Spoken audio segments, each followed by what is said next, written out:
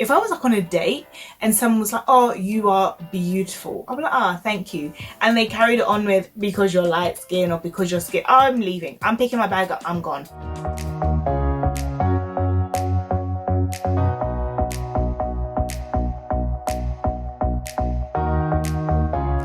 Hello everyone and welcome back to my channel.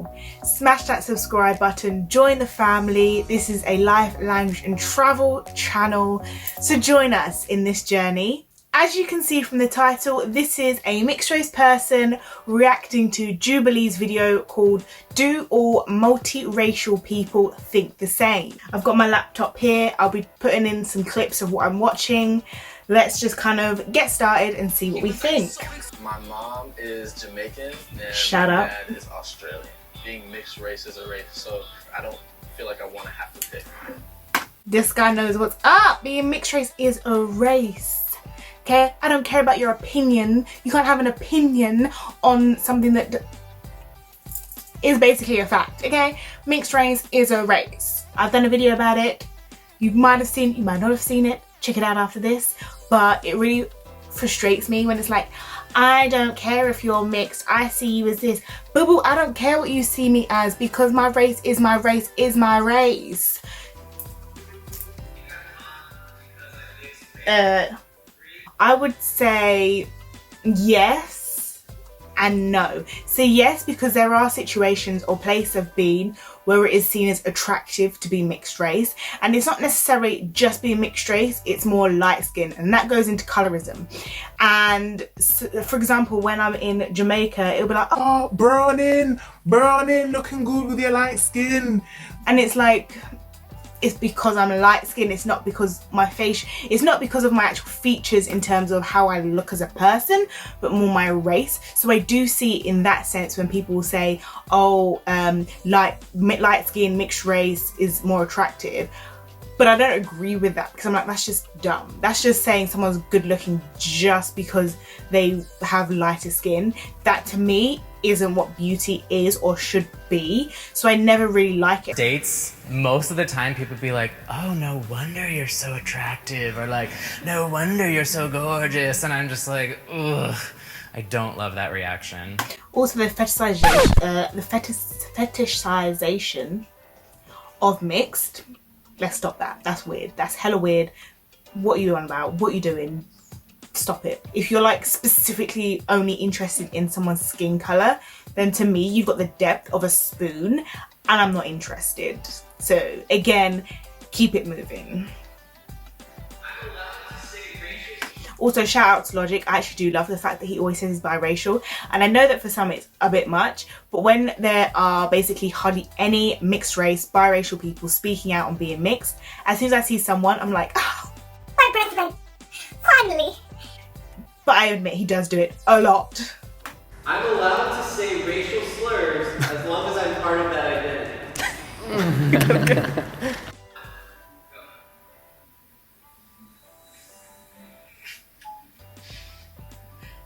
So in relation to this one, I see that it's nearly 50-50 in terms of the Instagram poll and even in the room.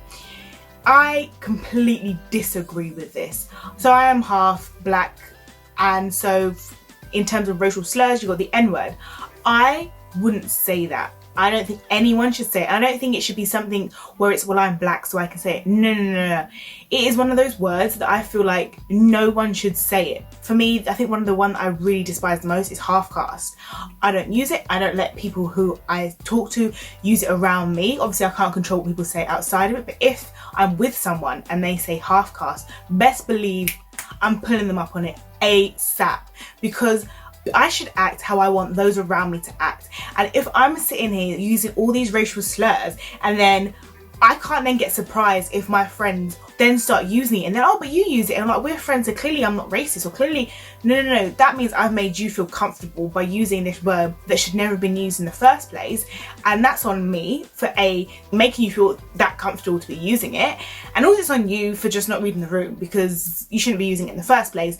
So I completely disagree. I think if it's a racial slur, no one should use it regardless of if you are that race. That's just my opinion. I agree. I do use the N-word, but I only say it when I'm around fellow black people, so my friends or my family who are black. But at the same time, I'm like, I don't look black, so when it comes out of my mouth, they're like, whoa. I try my best to only use the N-word around like my black friends just because it creates this like weird air when I'm with like white people. It's a slippery slope that I don't like. And I think also that is the fact that they're having to then censor themselves in terms of who they use it around or who they use it with, to me is a bit long. I don't have time for that, so I just don't use it. That's me. To go down. Probably makes them really uncomfortable. And it actually, like, more than you think, it's not even uncomfortable. A lot of them think it's really cool, and then some people will feel entitled to do that, and then... That's what I'm saying, they get comfortable. They get comfortable when they start using it. And then it's like, bruh, now I'm gonna have to question this whole relationship, okay? Like, are you just feeling gassed because I used it? It's too long, it's too long. How you pass is more important than your actual race. I agree with this. And the reason I say that is, so, for example, if you are white passing, you're only going to be judged on how you're seen. So therefore, you're 9 times out of 10 more likely to walk the world in a different race's shoe. You're more likely to walk in the shoes of the race that you pass as. I don't think it sort of takes away from your race, because just because you're let's say lighter skinned, that doesn't mean you still can't face racism, you can't face discrimination, you're not still having your own problems. But I do think it is important to note that you will have different problems, but in 9 out of 10 scenarios, you're going to be judged on what you present as. I'm not saying it detracts away from your experiences or what can happen to you, because I hate when people then use that as an excuse to be like, well, you're light skinned so you won't understand, or you're white passing so you won't understand. Like, okay, they won't understand everything, but then you also won't understand everything they've been through. It's a two-way street, my friend. It's a two-way street.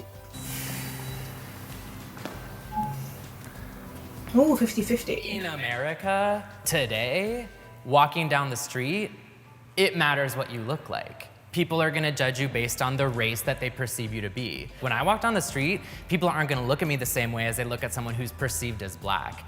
And so I just wanna really acknowledge the reality of that.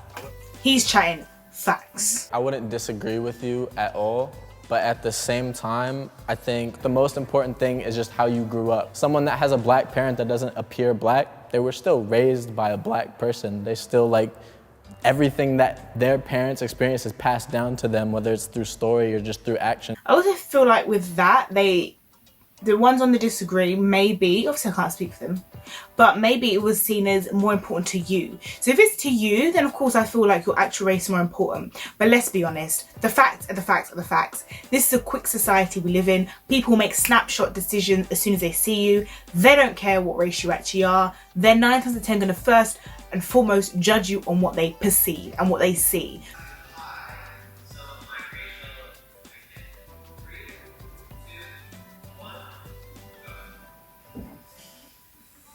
Ooh. So, interesting. This is basically 50-50 in the room, but 82% agree. I would agree. I think being mixed race, there were times when I really did not want to be mixed race, and I kind of would shy away from anything that I perceived as my black side. Anything that I sort of thought would be perceived as being too black or too this, I would sort of try and shy away from. Whereas now I'm like, best of both worlds. I embrace both sides of my culture because both sides is what makes me me. A similar thing happened to me when I was in elementary school. My dad came and dropped me off at school, and he's a dark-skinned black man, and he's from the hood on top of that. So he has a certain aura to him, and a lot of people look at me like, that's your dad? And I'm like, yeah, that's my dad. And they're like, he looks so scary. And I'm like, why does he look scary to you? Why should he look scary to you? And the only thing that's keeping me away from this strongly disagree is because when I was younger, I just did not accept the black part of myself. And now I do. Why is it that when people see black men, it's always, oh my God, they're so scary. Why? What about them is scary? And I'm not even talking about just, for example, hoodies or the mandems or whatever. I feel like 9 out of 10, if you just see a black man in general, people will have the assumption that they're scary. compared to if it was another race, for example white. 9 out of 10, I feel like they would only be labelled as scary if they had things like tattoos, hoodie. There would be other characteristics around that person for them to be considered scary, but I feel like a lot of the times with black men, it's just them existing and they're suddenly scary. I don't agree with it, I don't get it, I hate it. I don't understand why that's a thing. I just want to say I'm really sorry, like, to both of you that you felt like you've been put in positions to feel like that. That's just like such a terrible thing to tell someone. No, you can't be every part of who you are. These past couple years, I've been trying to like reconnect with that part because I shoved it down for so long, and it's been really heartbreaking, the amount of Nowruzes I missed and the Ramadans I didn't celebrate because I felt so uncomfortable about that. I think it's important you're taking the steps though. Personally, I've never tried to hide any part of me. That's always been like the biggest thing for me. Growing up, like, I was always proud to be white and I was always proud to be black. That's just how I was raised and that's always how I was, and I just wanted to be me. I love this guy. So yeah, in my house, it was the exact same. In my house, raised we both, but like I've mentioned in other videos, my house and society are two different worlds. The reason I'm on this line is because Western beauty standards suck. They really, really got to me. I would be really picky about how I would do my hair and how I would part my hair. And then when I would post YouTube videos or Instagram posts, I would color correct everything to be really blue so that I didn't look yellow. And it was just like, I didn't want to post a photo of me outside because I thought my eyes looked too Asian. A lot of internalized things that made me hate myself and my appearance. And now I feel much more accepting of being mixed and being everything that I am. But I am here because I have felt like I wanted to hide a part of me because it would have been easier for me. I agree with that. So I had job interviews before I sort of loved myself and loved my hair and loved who I am. And I would, as you can see, curly, bushy, frizzy, whatever, my hair, deal with it.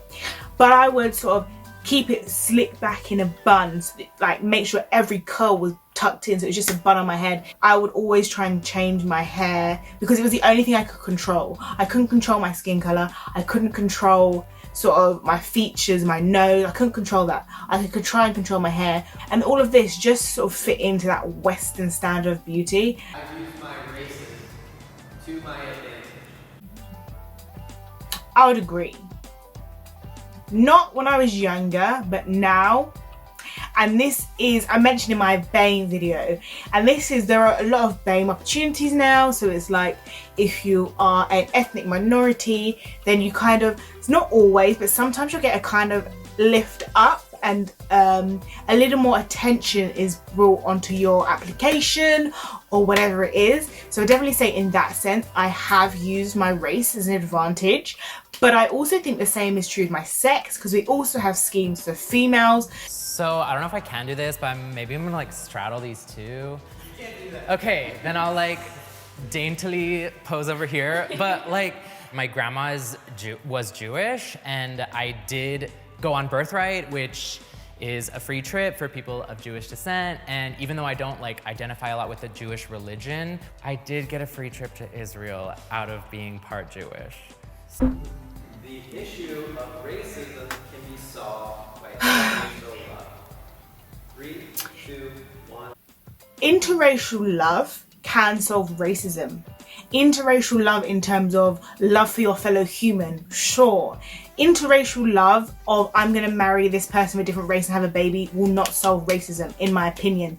Why? Because you'll still have family members who will not approve. You will still have some people marry someone of a race but still hate that race, but view the person they've married as an exception. You will still have people looking down on other races. It really kind of frustrates me when sort of mixed race people are viewed in this sort of, wow, you're the future. Like, yes, we are the future, let's be honest. With globalization, people are moving around. Mixed race will be the future, but I don't think mixed race itself is gonna solve racism. There are way too many articles about an interracial couple where it's later find out that the white part is saying a racial slur about their child. I called it. I called it. Just to boil it down to like love, it really can't be done. First of all, that. Second of all, there's a lot of, sorry to name names, but like a lot of white women who want to get with black men trying to achieve their light-skinned baby who's like just the perfect amount of tan with the perfect amount of curls. Yeah, like raise your hand if you've heard someone be like, oh. I've heard some black women as well saying that they want a white man just to have a light-skinned baby with hazel eyes, with blue eyes. Like, I'm mixed race, I've got brown eyes. I've talked with a lot of mixed race people, brown eyes. Why? Science, the dominating gene is brown. So the chance of a child even having light eyes is very, very small anyway. Your hand if you've heard someone be like, oh my gosh, I would have such gorgeous mixed babies. Like, definitely heard that, and we're all gorgeous, don't get me wrong.